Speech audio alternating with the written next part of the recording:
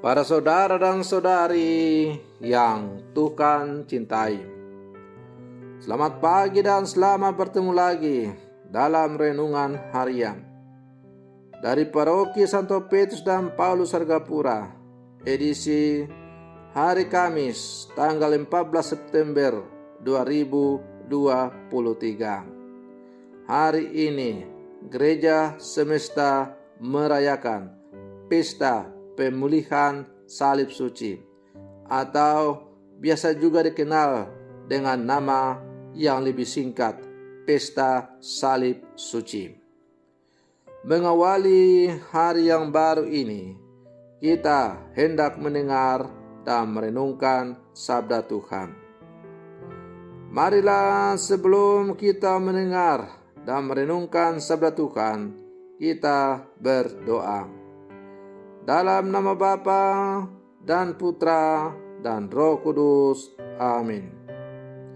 Ya Allah, Engkau menghendaki Putra Tunggal-Mu menanggung salib demi keselamatan umat manusia.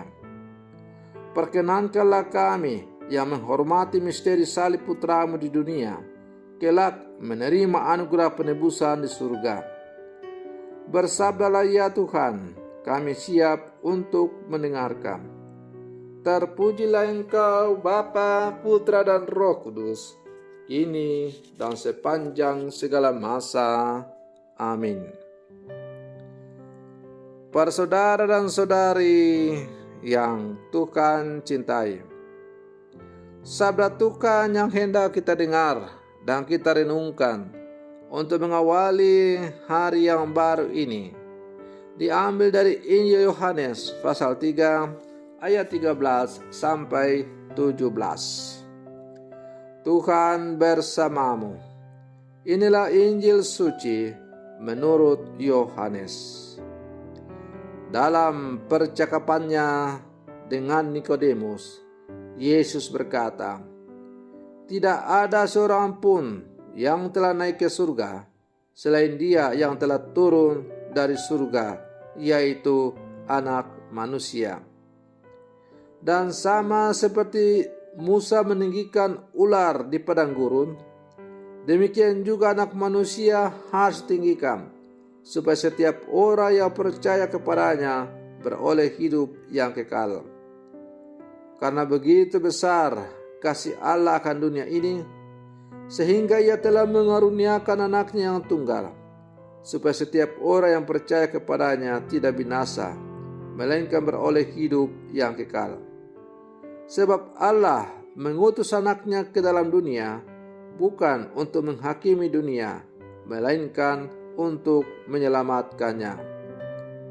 Demikianlah sabda Tuhan.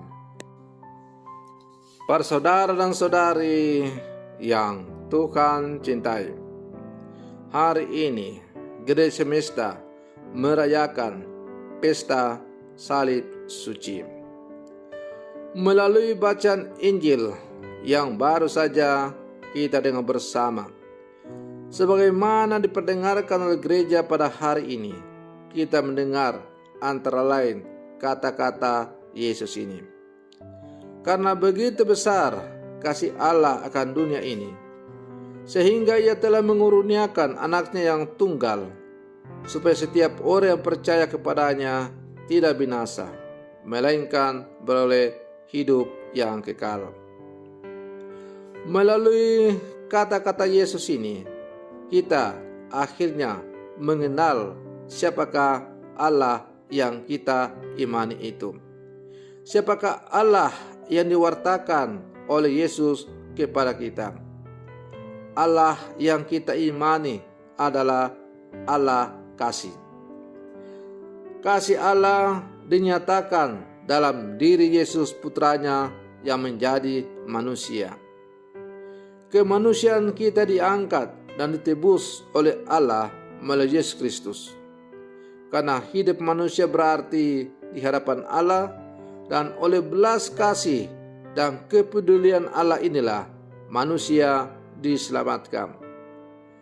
Yesus telah mengosongkan diri serendah-rendahnya hingga mengorbankan diri di kayu salib Itulah anugerah yang menyelamatkan manusia.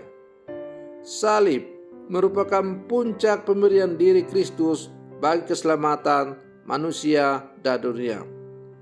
Salib adalah merupakan puncak pernyataan kasih Allah kepada manusia. Karena dari atas palang kayu salib itu tersingkap dua hal sekaligus. Pertama, tersingkaplah begitu jahatnya kejahatan manusia yang penuh dengan dosa. Tapi dari sisi yang lain, dari atas kayu salib itu tersingkap pula kerahiman Allah, kasih Allah, pengampunan Allah yang sungguh besar kepada manusia. Melalui kata-kata Yesus, "Ya Bapa, ampunilah mereka karena mereka tidak tahu apa yang mereka perbuat," terungkap dengan jelas betapa dalamnya kasih Allah kepada kita melalui Putra Tunggalnya Tuhan kita Yesus Kristus itu.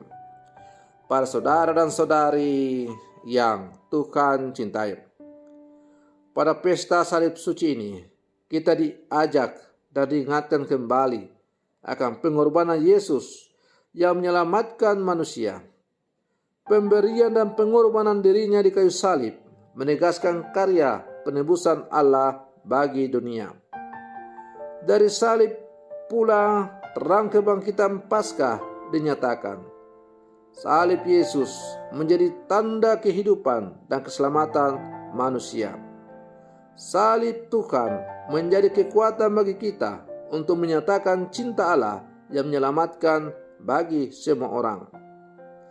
Para saudara dan saudari yang Tuhan cintai, apakah kita sungguh-sungguh semakin menyadari dan bersyukur atas keselamatan yang kita terima dari Allah? Bagaimanakah kita sebagai murid-murid Yesus yang hidup zaman sekarang memaknai salib Tuhan dalam kehidupan kita sehari-hari? Bagi kita, salib adalah sumber keselamatan, sebagaimana dikatakan dalam kitab suci. Salib bagi orang Yunani adalah sebuah kebodohan. Salib bagi orang Ibrani adalah sebuah hukuman. Tapi salib bagi orang percaya adalah sumber keselamatan. Maka menjadi pengikut Yesus berarti ikut ambil bagian dalam memikul salib kita masing-masing. Maka Yesus bersabda, "Setiap orang yang mau menjadi pengikutku, dia harus menyangkal diri dan memikul salibnya setiap hari." Para saudara dan saudari yang Tuhan cintai, maka marilah sebagai murid-murid Yesus yang hidup zaman sekarang, kita terus berlangkah maju bersama memikul salib kita masing-masing. Semoga kelak salib yang kita pikul itu bersama dengan Yesus, kita akan menikmati hidup berbahagia karena masing-masing telah setia di jalan salib kita bersama dengan Tuhan. Semoga demikian. Selamat pagi. Tuhan Yesus memberkati.